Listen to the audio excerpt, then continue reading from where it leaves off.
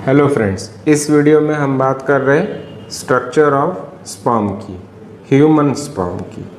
Okay, क्योंकि हम chapter ही पढ़ रहे हैं ह्यूमन रिप्रोडक्शन।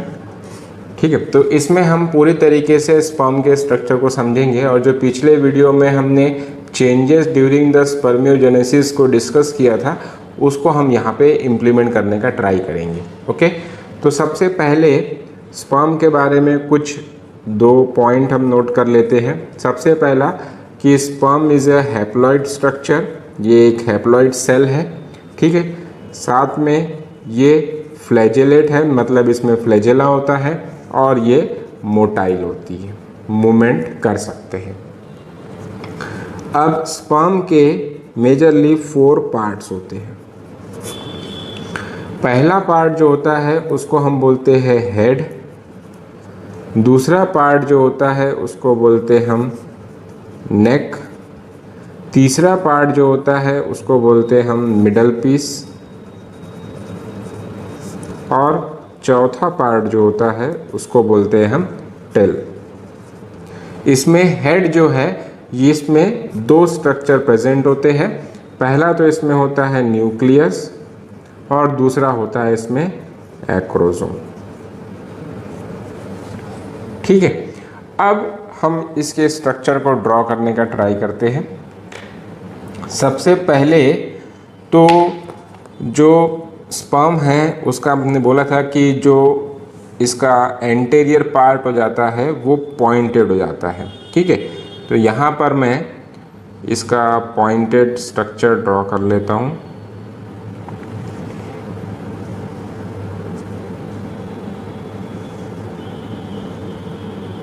ठीक है, ये हेड रीजन है और हेड रीजन में आपको 2 स्ट्रक्चर देखने को मिलेंगे। पहला तो आपको देखने को मिलेगा एक्रोसोम, जो कि गोल्जी एपैरेटस का ही मॉडिफिकेशन है, और उसके बाद उसके पीछे में आपको देखने को मिलेगा, इसको इस तरीके से, उसके पीछे में आपको देखने को मिलेगा न्यूक्लियस। न्यूक्लियस जो होता है ये भी ओवल शेप हो जाता है, पीछे में एक थोड़ा सा डीप कर्व बन जाता है जहाँ पर कि सेंट्रियोल प्रेजेंट रहेगा। ठीक है, तो सबसे पहला यही जो स्ट्रक्चर बना है it is the acrosome. Okay, this one is nucleus जो कि पॉइंटेड हो गया है, और ये जो पूरा स्ट्रक्चर बना है इसको हम बोल देंगे हेड। ये वाला पार्ट जो है it is called as head region. Okay, अब उसके बाद जो हेड रीजन है वो थोड़ा सा नैरो हो जाता है। नैरो होने की वजह से ये नेक स्ट्रक्चर बनाता है, तो ये हो जाएगा आपका नेक स्ट्रक्चर। अब ये जो न्यूक्लियस है, न्यूक्लियस के पीछे में आपको यहाँ पे एक सेंट्रियोल मिलेगा। ये जो डीप कर्व बना है यहाँ पे, ये जो सेंट्रियोल है इसको हम बोलते हैं प्रॉक्सिमल सेंट्रियोल। ये है आपका प्रॉक्सिमल सेंट्रियोल। ओके, और ये जो प्रॉक्सिमल सेंट्रियोल है ये हेल्प करेगा किसमें? Spindle formation during the first zygotic division. ठीक है, ये कहाँ हेल्प करेगा? Spindle formation during first zygotic division. ठीक है, जो पहला जाइगोट का डिवीज़न होगा उसमें ये स्पिंडल फॉर्मेशन में हेल्प करता है सेंट्रियोल। ठीक है, अब दूसरा जो सेंट्रियोल रहेगा वो प्रेजेंट रहता है इस नेक रीजन में, यहाँ पर। इसको हम बोलते हैं डिस्टल सेंट्रियोल। ये आपका हो जाता है डिस्टल सेंट्रियोल।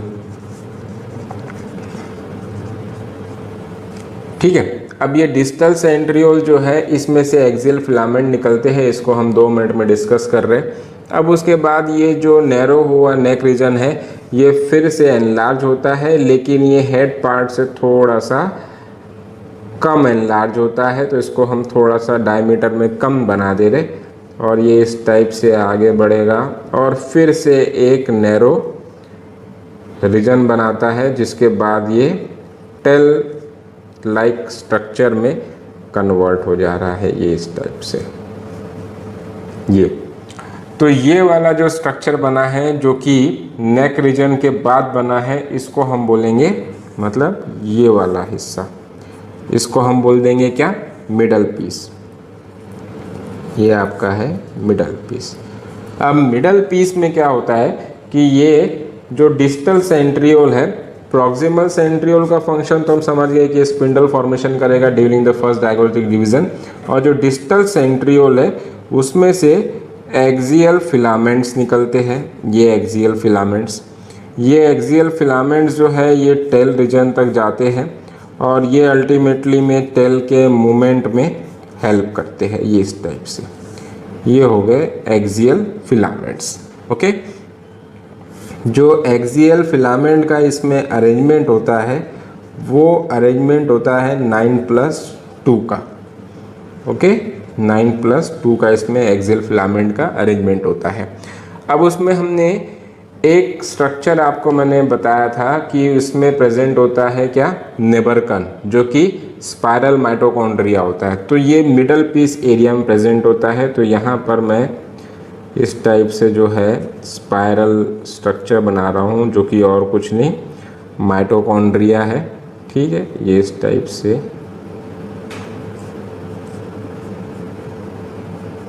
ये स्पाइरल माइटोकॉन्ड्रिया प्रेजेंट है।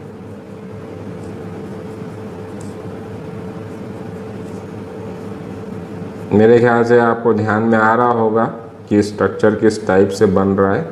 ये तो ये जो स्पाइरल स्ट्रक्चर बना है, it is nothing but it is the nebenkern. Nebenkern is the spiral mitochondria present in the middle piece of sperm. ठीक है ना। तो और ये नीचे वाला जो पार्ट है इसको हम बोल देंगे टेल पार्ट, जिसमें कि आपके एक्सियल फिलामेंट प्रेजेंट है और जो इसके मूवमेंट में हेल्प करता है। ठीक है ना। इस टाइप से जो है आप स्ट्रक्चर ऑफ स्पर्म को समझ सकते हैं। अब इसके बाद कुछ और बातें हम डिस्कस कर लेते हैं। जैसे दूसरा जो एक पॉइंट यहाँ पे डिस्कस करने लायक है वो है types of sperm. Types of sperm, ठीक है ना।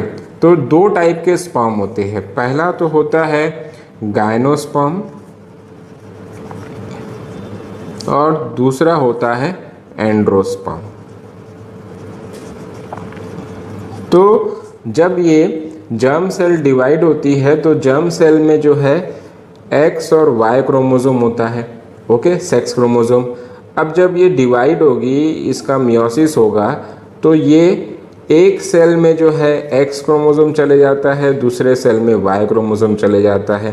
तो ये स्पर्मेटिड हो गए। ओके, अब ये जो स्पर्मेटिड है जब स्पर्म में कन्वर्ट होंगे तो यहाँ पर एक्स क्रोमोसोम इसमें आ जाएगा, वाई क्रोमोसोम इसमें आ जाएगा।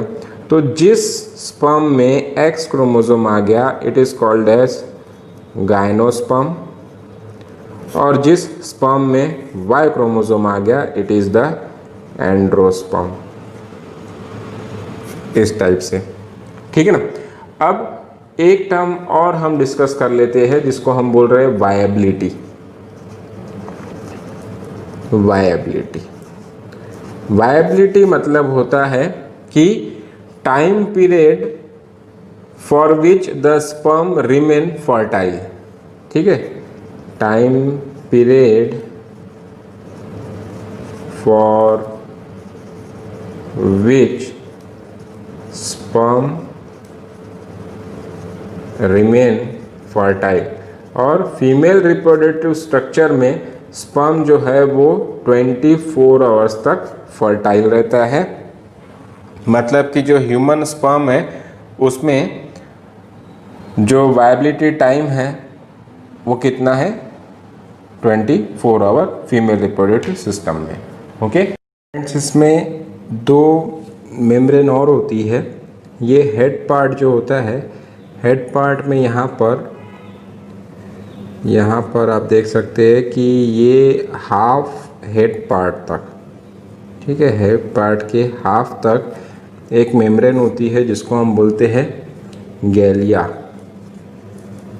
और दूसरी एक मेम्ब्रेन होती है जो कि आपके इधर हाफ पार्ट ऑफ हेड से स्टार्ट होती है और वो इधर मिडल पीस तक आती है, ये इस टाइप से, ये मिडल पीस तक आएगी। ओके, इस टाइप से।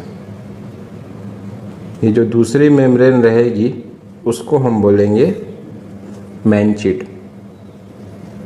इसको हम बोलते हैं मैनचिड। ओके, और ये आउटर मोस्ट है वो है आपकी plasma membrane. Okay, thank you.